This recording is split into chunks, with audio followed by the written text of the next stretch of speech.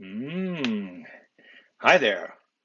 Well, it is Tuesday, not Thursday when we normally do Draw with Me's, but this week I'm doing an extra one because we are in the midst of, well, we're in the beginning of a new course that is called That Looks Really Real. And it's all about drawing realistically. And guess who is the teacher of the first week of this course? None other than yours truly. So I thought, you know what? It would be fun if we all drew realistically together. And so that's the plan for today. So I'm glad that some of you have shown up already. That's really nice. Pernille and Helen. Hello, Helen. Desiree, Janice, Peggy, Debbie, and Midori, Elaine, Linda. Now, let me just say, while I go through this kind of welcome period, you might want to go and find something that you're going to draw. And I plan to draw an apple. And I'll share my apple with you because that's how I roll. But if you want to have your own apple or some other thing, uh, preferably something that you can bite into and transform, because that's what we're going to be doing. We're going to be transforming, in my case, an apple, and we're going to be looking at how light and shade change as the object changes. And we're also going to be working on cross hatching and hatching and ways of capturing the tones that we see. So, who else is here? Simsikreich, an interesting numerical name. Um, and Natalie, 1J Diamond, Joyce, MRDR Fly, again, the person with a strange and intriguing name. Andrew, AM Jacob, I'm glad that you could join us, and I'm glad that you're having a day off. So hopefully a lot of you are signed up for this course, or even if you're not, are interested in drawing realistically, and that's what we're going to work on. Joanna, I imagine that Joanna and several of you have taken components of this course because it is a remix, which means we took material from different courses and combined them. And a lot of people have never taken the individual elements, but some have, in which case you can just go back and look at this particular class that we've done before. Michelle, Spirit Wolf. Yes, I do have AirPods because, this is the 21st century and I'm a 21st century guy. So, um, anyway, let's see. Midori, Karen, Amy, Catalina, Michelle, Spirit Wolf. Yes, Spirit Wolf. Very nice. All right. So here's the way this is going to work. I have set this thing up. Let me transform here. Yes. So what I've done here is I have set up my second camera to be black and white because I thought that would be kind of helpful in terms of seeing, um, really just focusing on the tone. So that's really what I want to do is I just want to focus on light and dark, right? Because we're going to be talking about the dimensions of this thing. So, but I'm going to get out of the way, and there's our apple, and hopefully my other camera is going to work today. So this is, let me come back to here. So this is an exercise that I've done a few times before, and I've done it in many different forms. I actually once made a print of it. It's really about transformation. So it's taking this apple, taking a bite, drawing it, taking a bite, drawing it, doing it back and forth until the entire apple is gone. And it's really an interesting sort of exercise in overcoming your preconceptions, which is something that we want to always do when we're drawing. So don't just draw an apple because you think you know what it looks like, but let's draw it as it really is. Okay, I think my other camera's on board. Okay, good.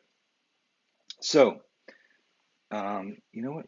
Actually, I'm going to do it this way. So here I am. Here's the drawing. Here's the apple. Let's have a look. So in this case, the light on my apple is coming primarily from this direction, right? Let's have a look at it close up. So here it is. It is, as you can see, it's casting a bit of a shadow on this side because the light is over here. The light's coming from this direction down. And so as a result, we see highlights in certain places. we see shadows here, we see reflections. Can you see? You can't see this side of the apple. So, um, so these are all things that we want to consider when we're doing it. But I'm going to begin by drawing just the contour of the apple. I'm just going to do a drawing of what the edges of it look like. Let me sort of over here on this corner of the page, because what I want to do is I want to be able to do drawings all the way across the page, and then I'll come back and so I can kind of chart this whole process. So we want to start in the corner, and I'm drawing basically just the outline. I'm trying to really look at this apple because it's certainly not round, um, but it has actually almost square sides at times in certain places. Okay, so then more or less here is that little uh, stem, and here is the rest of that hole. Okay, so now what I want to do is I want to do a little bit of there's some kind of coloring to this, right? There's bits of dark and light that are native to the actual apple, but mostly I want to focus on where is the light falling. And as you can see, I'm trying to make my hatches, which is what I call these lines, trying to make them relatively parallel. And I'm also keeping them spaced somewhat apart at this point because I'm not sure whether this is the darkest part of the apple or whether it's just a midtone. Pretty sure it's a midtone, but I can always come back and make it darker. So that's really what I want to focus on. So right now I'm looking at this hole here on the apple, and in fact it is a bit darker, so I'm adding a second set of lines. But you can see what my lines are doing is they're also kind of hugging the shape of the apple, the curves of the apple, and that is helping me to not only talk about the light, but also to talk about the volume, the shape of this apple. So you see this line is coming all the way down because this side of the apple is really pretty much the darkest. So I'm going back and I'm putting in lines in between my other lines because I want to represent the fact that it's a bit darker there. And a lot of what you do when you're doing this kind of work is you're building up values. Values meaning where if you came up with 10 different sort of gradations, right, from 0 being completely white all the way to 10 being completely black, where are you on that tonal range at any given point?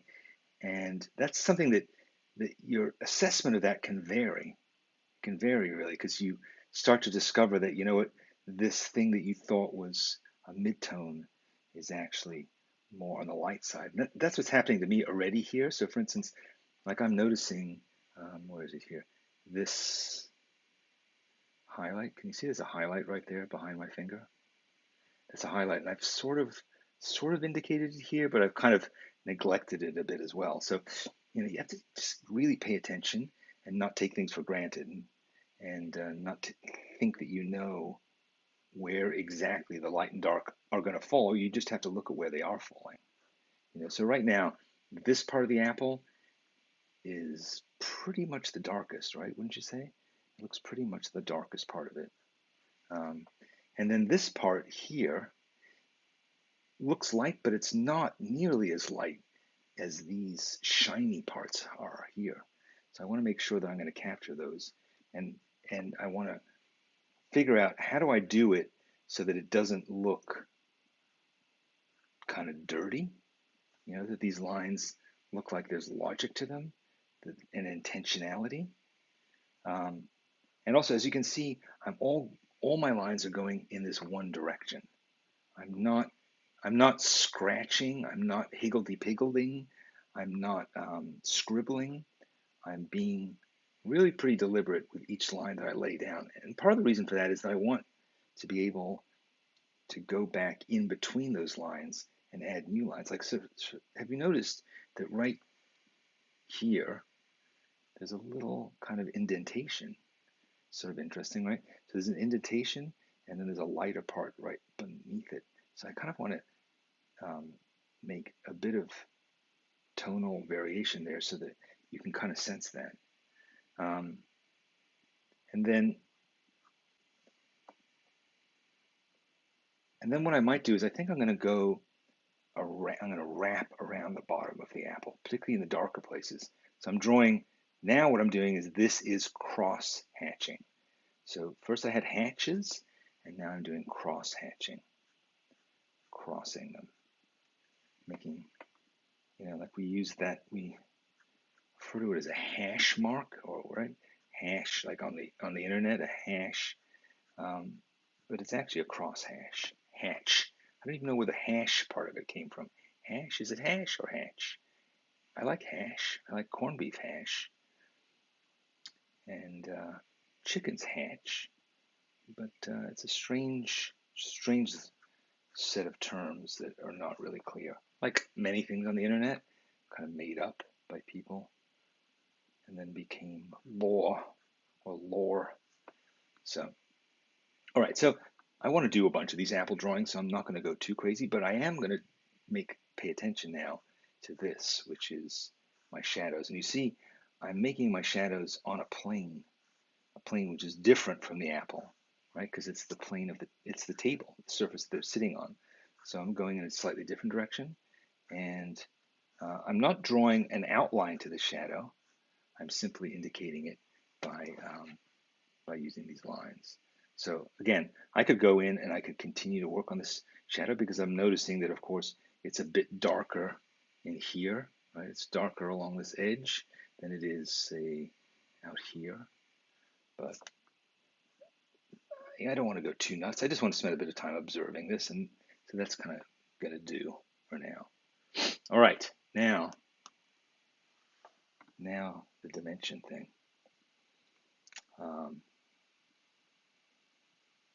Now what should we do? Prepare, Apple, to meet your biter. Mmm.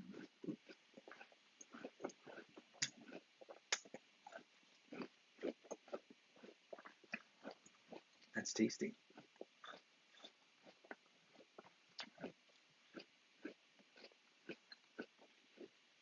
All right. So what we're going to do now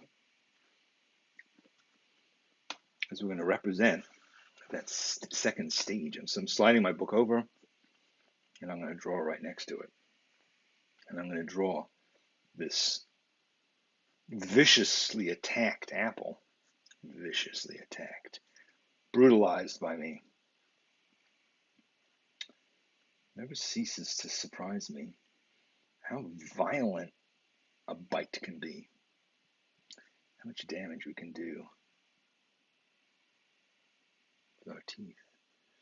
Okay, so you see, like I was talking, and I didn't pay attention to the fact that, in fact, this apple is shaped more like this. But I'm fixing it. And this line here, this screwed up line, you'll probably never notice it. But now, we'll scoop this up, come back, go around a bit, draw that little bit of the stem that's sticking out there, and then we'll go around. Okay, so let's not worry about this line. It may come back to haunt me, but let's not worry about it yet. So I'm going to start up here, and notice again, because see, the apple is really, it's now transformed, it's changed. I changed the angle of it, I've changed the shape of it, the light is falling on it in a different way. It's a different subject than it was before. So it's a new drawing experience for me, which is pretty cool. I first came up with this idea of drawing an apple like this when I was on a flight to Chicago. And for some reason, they gave us a little box with some food in it. pretty unusual. I mean, it wasn't that long ago, but it's pretty rare now, unless you pay for it, that you get an actual box of food. But it didn't have much in it. It had some crackers, some cheese, and this very small, hard apple. And I decided that I was going to spend my time on this plane, not doing the normal things I do on a plane, which is, reading a magazine or writing something on my laptop or um, watching some not very good movie. But instead, I was going to try and spend it drawing this box of food and focusing on all the elements in it and what it would be like to eat them. So I took out that apple, I drew it. It really didn't have much to it because it was small and hard, as I said, but um, I decided that I would take a bite out of it and draw it again. And that's kind of how I came up with this idea. And then I ended up actually doing the same thing with the crackers, not quite as satisfying, um, block of cheese and so forth. So, and but I did come up with a pretty cool drawing exercise there as I flew to Chicago. Not a long flight, but enough time to keep me busy with this boxed snack. All right, so that line is unfortunately still kind of visible, but whatever. It's a reminder. It's like I have a scar on my forehead that I got when I was a junior in college, and me and some friends were driving into New York for a Halloween party, and some person drove through the cement barrier that um, that divided the highway. He just like decided that he would go the other direction, and as he did that, he ran right into us, and so I ended up getting a bunch of stitches in my face, in my above my eye, and wasn't tragic, um, but that scar is like a really good memory, not a really good memory, but it's a souvenir at least of that experience, and of my college days. So this line, which is rapidly disappearing, like my scar rapidly disappearing, is a reminder of that mistake or that lesson. What was the lesson when it came to my scar? I don't know. I was sitting in the back seat. I really had very little control over what was going to happen to me. Um, but I survived, as did everybody else, except for the car. So, all right. So now we have dong, dong, the transition. Should we continue, or are you sick of it? Um, let's go again. All right.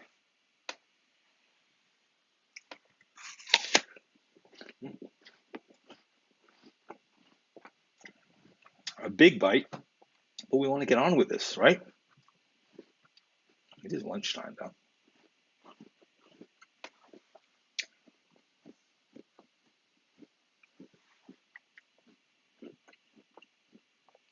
That's sort of interesting, that angle. It's starting to look a bit like a jack-o'-lantern.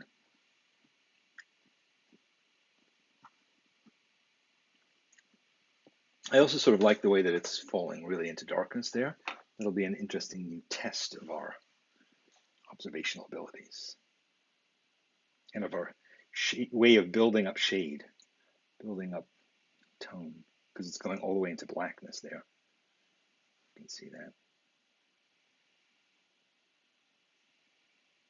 I'll take my time this time. Maybe shut my mouth a bit so I can concentrate.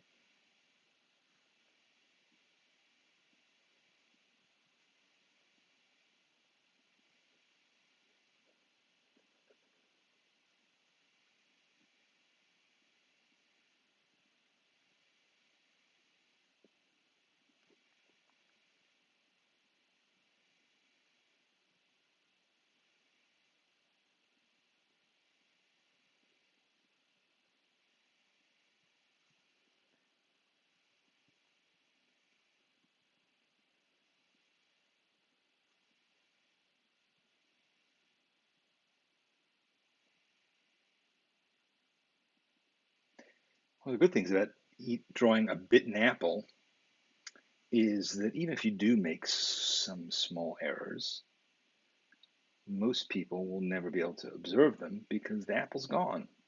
It's not there to bear witness to my mistakes. You guys are, however. You're watching me, or hopefully you're not. Maybe you're just doing your own drawing and you don't really care what I'm doing. But um,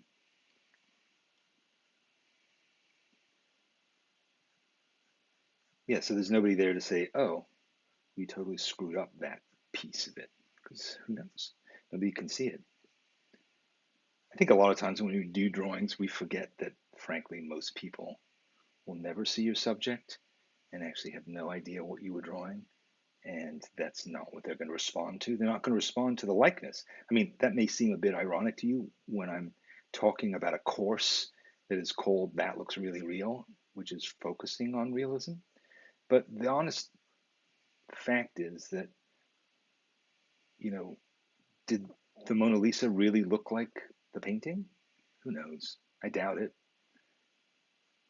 I doubt that she looked too much like it. I think that Da Vinci put a fair amount of himself into it. But in any case, that's not what we're responding to. But there are things that go into drawing realistically that even if your drawing is wonky, you can still use. So in other words, my drawing of this apple may or may not be 100% accurate in terms of the contour drawing that I started with, but I'm going to make it look pretty much like an apple that is lit by a single source light, because these lines are going to make it seem that way.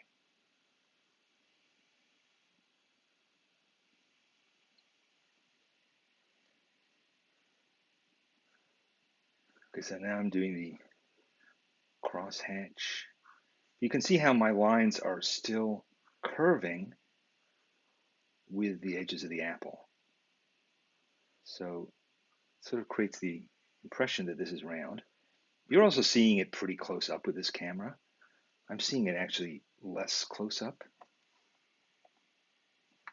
Yeah, get out of my face. There we go. So, when it's that close, you're really hyper aware of each line. And I think that's not the impression we want to give. The impression we want to give is of the lines kind of converging and coalescing and becoming tone. Okay, now I'm going to start going in the other direction. Again, look, this is one of those things, one of those almost OCD kinds of practices that you can have with drawing, where you spend huge amounts of time hatching and cross hatching and fiddling and doing all that. And it's reasonably satisfying. I don't know how interesting it is to watch, but it is quite sort of satisfying. I like to quote one of my mentors, Robert Crumb, who says drawing is just an excuse to do cross hatching. It's true, because there's some lines that you draw in a drawing that are super important. Like I would say, like this line, it stands alone. It has to be accurate. It has to do its job.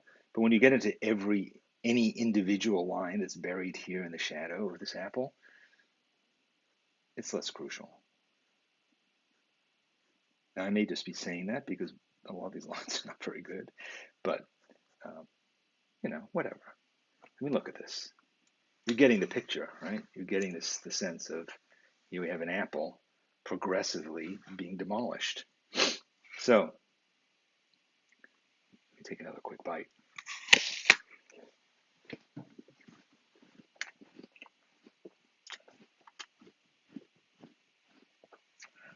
All right. AM Jacob, do not cheat. You cannot take the next bite until you're done. It's interesting, though. You can really see the outline of my teeth. This is like a CSI kind of situation where you go, oh, I know who bit that.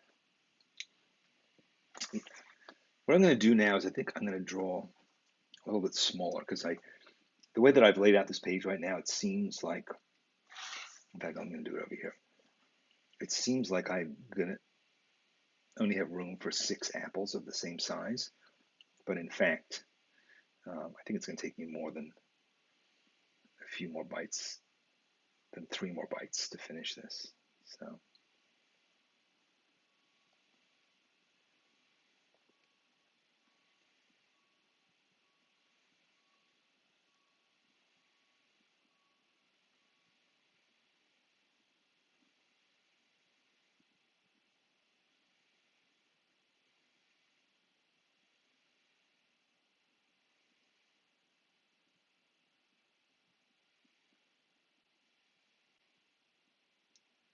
even though it's changing every time, um, I'm kind of learning how this apple works. So I'm sort of seeing that even though it's rotating, even though its shape has been transformed, I'm still getting to know it. I'm getting to know it from bite to bite. And that's kind of cool. So now here, in this whole section, this whole area here, I could really try and describe all those crevices and stuff, but I'm not going to. I'm just going to do this one piece. I like the contrast between the skin of the apple and the white of the apple, and I don't really need to get into it. But if I was going to do that, I think what I would do is probably instead of cross hatching, I would use stippling. Stippling, which is basically dots. So you arrange lines of dots, and those become um, your shading. Now, here's the thing I also want to point out to you, which is you see along this, where is it? This edge here, right here, the drawing. It's light on this side. It's light around here, even though this is the sort of dark side of the moon, as it were. There's light here, and the reason for that is because light is bouncing. Where is it? Light is. How do I show this to you? Okay, it's like rubbing your tummy and patting your head. So light is bouncing off here and hitting the apple. It's bouncing off here and hitting the apple. So that's why you end up getting this. What in photography you'd call a rim light, which is highlighting the rim of the apple and separating it from the background. So it's not just pure black. It's not, even though there's one source of light, the source of light is the whole window here. It's giant. So there's a big thing of light, and also there's bounce back. Light bounces off things and goes back in. So that's why you really need to look as well as know. So yes, you may say, I may be able to do a diagram that says the light is coming from this particular angle, and so therefore I should know what will be lit and what won't be. But you still need to look, because there are things like, for instance, here, I'm acting as if there's a rim, but there isn't there. There's no rim. Rim is only starting right here at the edge. So I want to really indicate how dark this is. And I'm not going to scribble it. Again, the way I'm making it darker is by drawing one line between each of the other lines. I'm not, because if I colored this in, if I just colored it, like that, it would look very out of scale with everything else. It would look very black. It would look very crude. Whereas if you make up darkness, even if eventually all these lines completely fill in all the white of the page, they will still have um, this. They convey the sense that I kind of made this decision, that I decided to do it this way. That I didn't just scratch and scribble, but I was observing. Like I'm observing how dark this area is on the apple.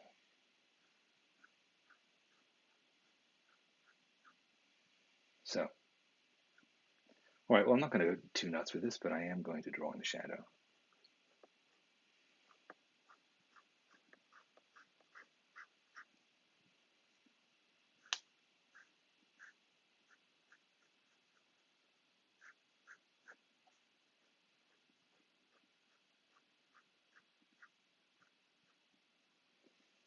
All right,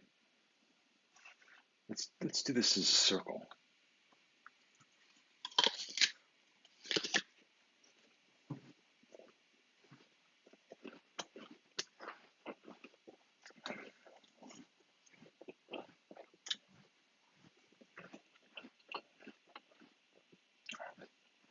Now, Luis, I think that's fine. I think that certainly stippling is a great way of doing it. Um, Perfectly viable thing. I could do one apple. Should I do an apple that's stippled? Let's do one. Let's do this apple down here and do it stipple style. Why not? You know, it can get a bit boring to use the same technique over and again.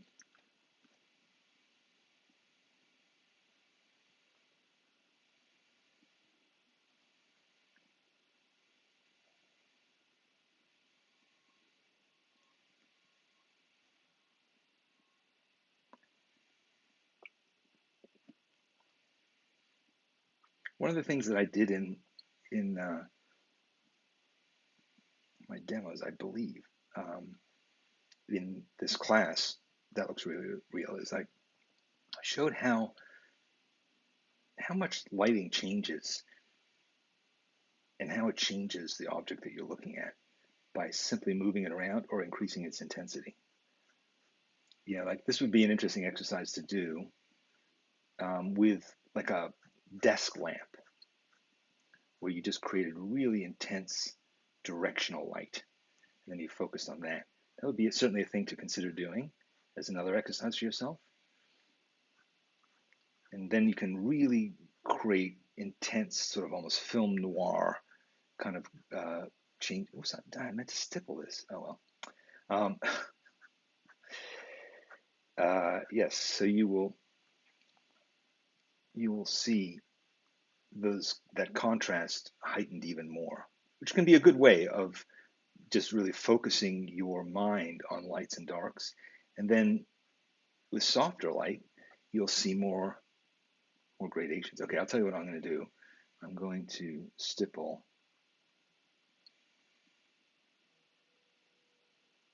You see, what I'm trying to do with stippling, again, because I'm using dots, doesn't mean that I just go higgledy-piggledy. I'm trying, again, to keep them in a line, to keep them controlled. You know, if you just start slamming them all over the place, I don't know. Again, it'll just look like it doesn't, how should I put it? When there's control to your line, the viewer, in looking at those lines or stipples, is comforted by the pattern. They look for the pattern, they trust you, the observer, because of the patterns that they see. Whereas if you just kind of start slamming random dots down, I don't know. I don't trust you. I don't trust your perception as much. You know, so that's why I think you need to have control over what you do when it comes to shading, so that I trust you.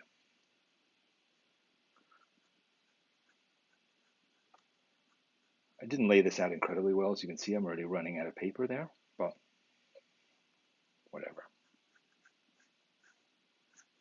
This drawing is also, you know, whoops. This drawing is also a composition. So let's see if it comes back. Sorry, this camera is a little persnickety. So yes, as I was saying, this is also a composition, you know, and so you want to kind of think about that as you're working, like how are these things going to tell a story, really, as I lay out the page.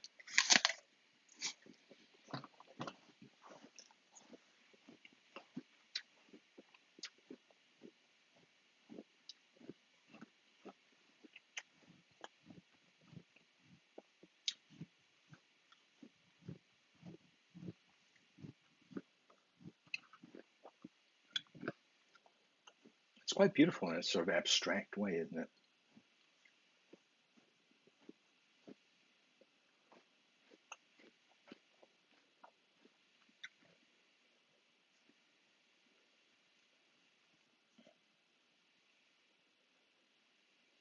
Like some kind of tasty Henry Moore sculpture.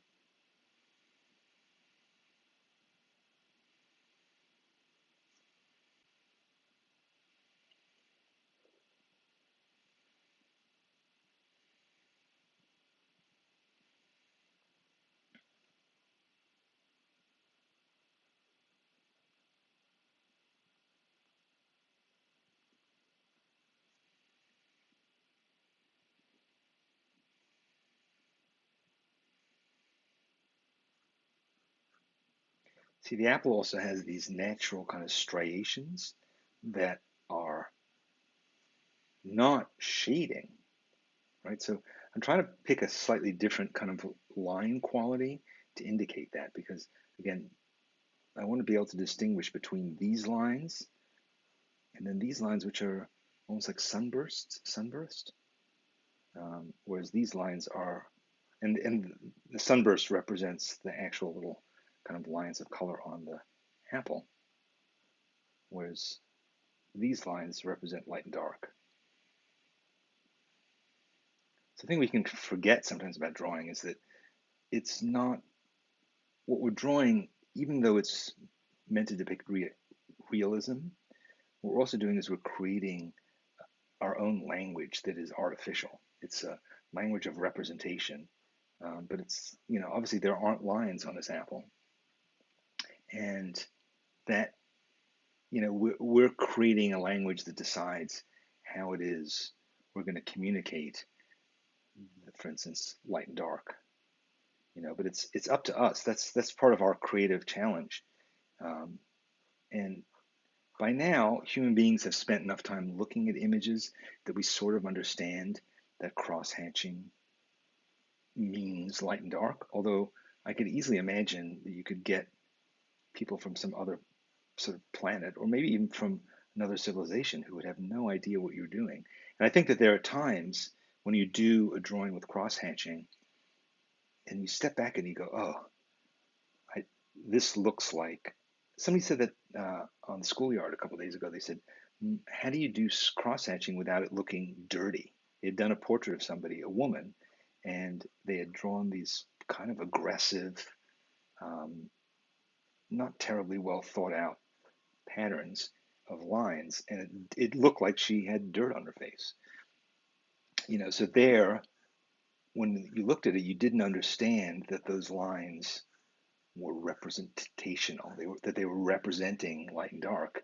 You looked at them and you thought they were quite literally there. And part of that can come again from not really trusting the artist's perception. And so you go, "Oh, well, I don't know what these lines are. I'm just going to assume that they're lines because I don't really know what they're talking about." So that's one of the things you have to watch out for is, again, this issue of trust. So here, like, I'm getting more abstract in a way with this apple. Like I'm just kind of getting lost in the beauty of these shapes, and it's getting more interesting as there's more white revealed. Sometimes apples get more boring as you bite into them. In this case, it's getting more interesting with more planes, but let's move on.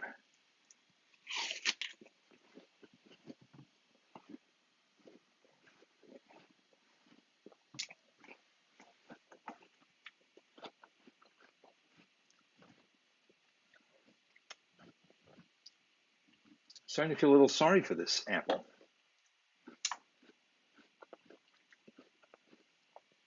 Um, anthropomorphizing it a bit.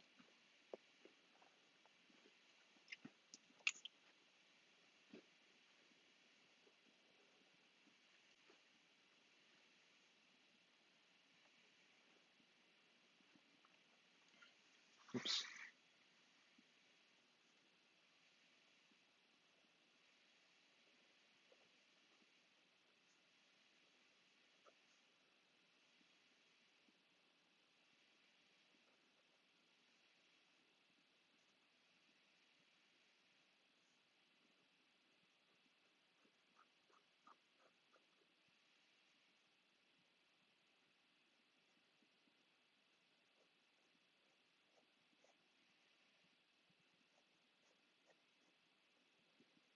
Very, very dark area in here.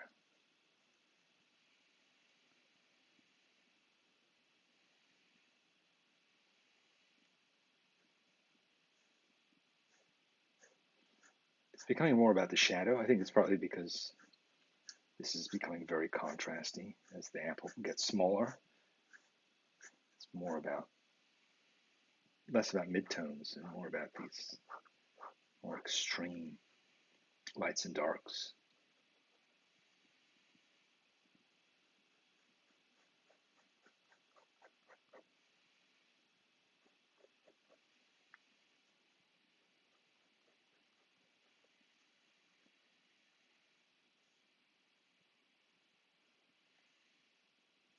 Now, this whole side of the apple is pretty light, really. But there is a highlight right there, and I want to indicate that highlight for some reason. I just find it interesting. So I want to indicate that this whole thing has some tone to it. It's also because I want to contrast it with the white part of the apple, which I'm leaving super white. And you get more of a sense that this is lying in shadow, and the angle from which it's lit.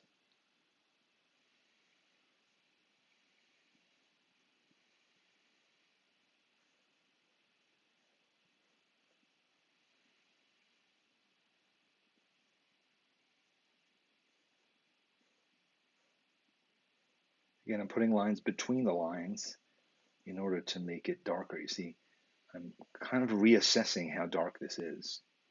And certainly this part, the base of the apple, there's absolutely no light down here. So, you know,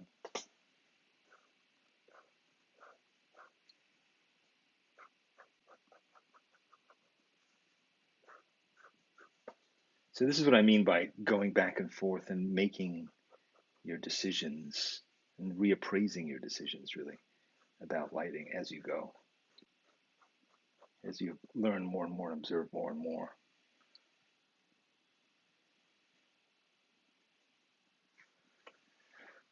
Okay.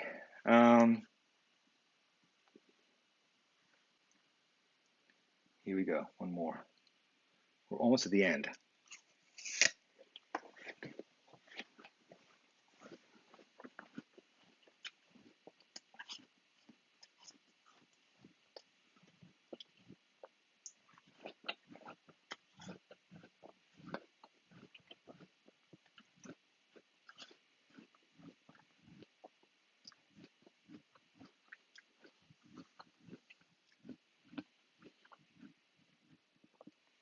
Another thing that's going on? The light is changing. As I said, this is being lit by a window, and the sun is getting higher, and it's changing the lighting. So now there's like much harsher lighting, and that's making things much more contrasty, and there's much less midtones. Right? Midtones are kind of the softer grays between black and white. So again, I would say like this area is like and it goes from an 8 all the way back here to a 10. But this right now is a 1, and none of the apple is a 1. So that's kind of a different situation that's arisen from when I first started drawing this apple like 20 minutes ago, half an hour ago. Light changes. So, I'm sure you know the story of Monet painting the haystacks and cathedral and so forth, where he would go and try to capture the light as it changed. And I don't know if this is true, but he supposedly would bring a number of canvases with him. And each of these canvases he worked on over time. So rather than sitting down and doing one painting from beginning to end, he would work on one of the canvases for a little while. And then as the light changed, because he generally painted them toward the end of the day, as the light changed, he would switch to another canvas that he had worked on the previous day, and that would just kind of be there for capturing that part of the day. So that, and then, he would work his way through, like, I don't know how many there were. I'm sure you know the story better than I do, but he worked his way through dozens, probably a dozen of these canvases, and eventually ended up with this set that represented basically several weeks of light. But they were like almost like frames in a movie, right? Frames in a movie shot over the course of time. So here is what it looks like 20 minutes before sunset, and here's what it looks like 10 minutes before sunset and so forth. And he was doing painting, so he obviously was working probably slower than you would with a drawing, but it's still something you could consider doing with a drawing, is to say, I'm going to do a set of drawings and I'm going to work on them over time and try to capture the changing light. When we were doing the class called People Drawing People, which just ended last week, one of the things that we talked about there was drawing people in motion. And we talked about a similar kind of technique where you could have several drawings going at once, and one would capture the person in one part of a movement, and another one would capture it in the second part, and you would break it down and have this whole set of drawings that you would do as the person went back and forth, like pacing the room, or that kind of thing is also really helpful when you're drawing animals, because animals again tend to have if you go to the zoo and you watch like a lion pacing back and forth, you can capture almost like a series of frames, knowing that they're going to be back in this position over and over and over again. So that sort of sequential drawing is interesting.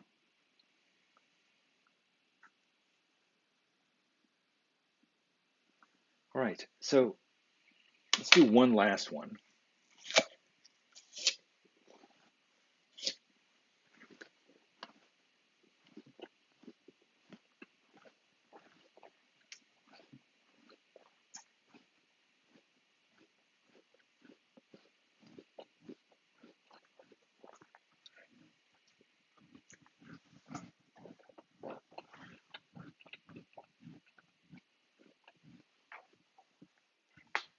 Okay, this will be the last one, and I'm going to make it smaller to fit it in here.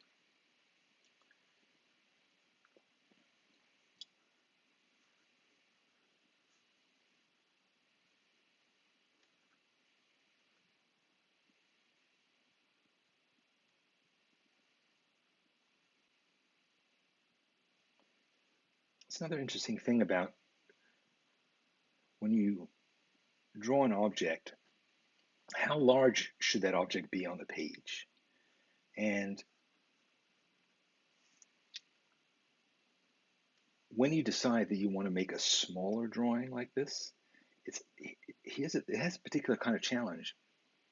This is smaller than the other drawings that I've done on the page. And the reason that I think most of these drawings are the size that they are is because when I look at them and I measure it, I measure that, and then I measure it on my page, they're sort of the same size. So in other words, my drawing is about the size that my eyes see this thing as looking.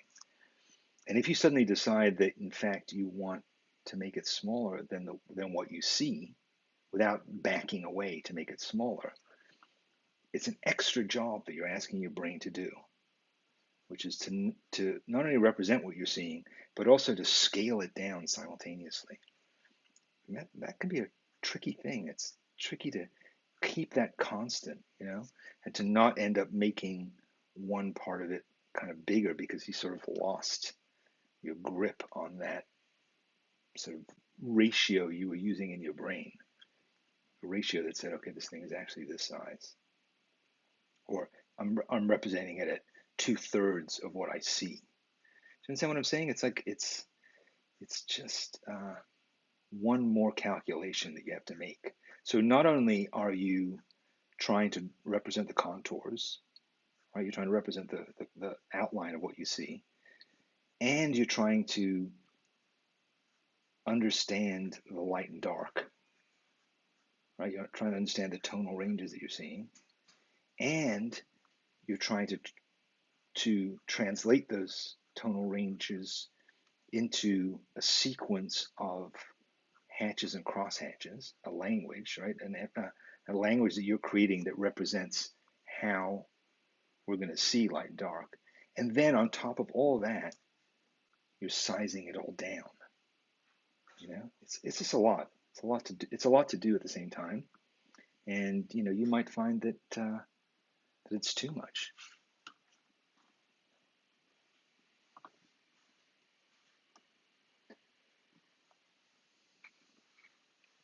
So there we have it. Here we have this whole page of drawings. Wait, let me just get rid of this little guy. No, I don't want you there. Sorry. Hold on. Okay. So there's my drawing. Oh, and there I am. So yeah, so that was interesting. And I have told I've killed two birds with one stone because I've also eaten my lunch. Well, I guess that's my lunch.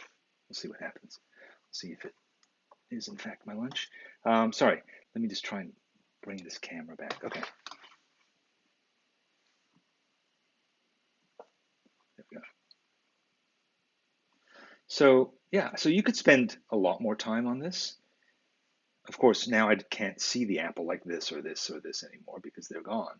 But I could continue to go in and refine these because then I didn't do it perfectly.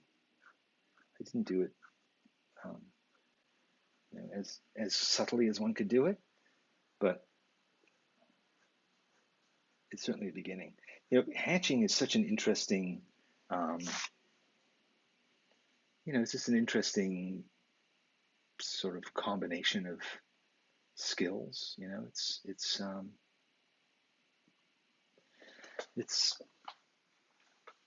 a language, as I said. And so this is like a language of straight lines and hatches and stipples. But then there's so many other kinds of ways that you can represent tone. You can represent it with zigzags, you can represent it with cubes, you can represent it with abstract little squiggly shapes. Again, as long as it always feels like it's planned, it's meant, it's a language, it's not random letters, it's not random sounds. It is a language that says, and you could practice it. You could say to yourself, I'm gonna make, I'm gonna make this is a way to practice gradations, right? So you could say, right, I'm gonna make this box go from light to dark. You could do it very, very mathematically this way. You could say, um, I'm going to continue to make gradations, like lines like this, getting from light to dark. And then you could say, starting here, I'm going to start to do lines like this. And then starting here, I'm going to do lines like this. And then starting here, I'm going to do lines like this. And here I'm going to add another set of vertical lines. And then I'm going to set another set of horizontal lines. And then I'm just going to color it in. So there you go. It's a gradation using different kinds of combinations. So that is quite helpful. All right, so guys, thanks very much for joining me. I hope that you're enjoying this course. I know that you have access to all the material, but the idea really was that we would work together week by week. So it's 4 weeks long. Next week we have Felix is going to be joining us. Some of you might know Felix from People Drawing People, but he is a fantastic teacher, and he's also going to teach us how to use watercolors to do sketches that are realistic looking. And he'll teach us the basics of how to build up tone, just like I've shown you. And that is, incredibly useful. It also just, again, helps to tune your brain and your eye so that you are seeing in terms of values, which is, again, crucial to capturing things realistically. So I look forward to seeing your examples and also to participating in the schoolyard. Every day, Kosha and I are posting different kinds of videos and essays and examples of our drawings. Yesterday I posted a flip through one of my sketchbooks. So there's all kinds of additional stuff to inspire you and to inform you that you'll find. I think there's another cross-hatching lesson that I'm going to be sharing in a couple of days that's taught by Tommy Kane, who's one of our other teachers. So there's a lot of additional material that I think will deepen your understanding of this and hopefully be fun to do and keep you sort of going, because the key to this is to keep practicing and doing it every day for the next 4 weeks and beyond, because there's a lot of principles here that you'll continue to use, I think, in all of your drawing. And if you haven't signed up for the class and you want to, you still can, and you'll immediately have access, as I said, to all this stuff. Meanwhile, on Thursday, I'll be back. I'll be doing another draw with me. It's completely different, though. It's not going to be, well, it's not going to be like this. It's going to be a bit different. I think I'm just going to be making something and kind of tell you what I'm doing, but I'm not going to be teaching, but I'm going to be making something kind of cool and fun. And then on Friday, we have a webinar where Kosha and I are going to answer your questions about the classes so far and any other details. I'm sorry I couldn't get to everything today, but it was fun drawing with you, and I hope that you will draw apples and I don't know, pears and chicken sandwiches and whatever else you want in this progressive way. It's a really interesting way to study and observe. So thanks for joining me. Thanks for drawing with me. And I'll see you again really soon, because we have a lot of stuff to do, a lot of drawing to do, and a lot of stuff to get through. Bye-bye.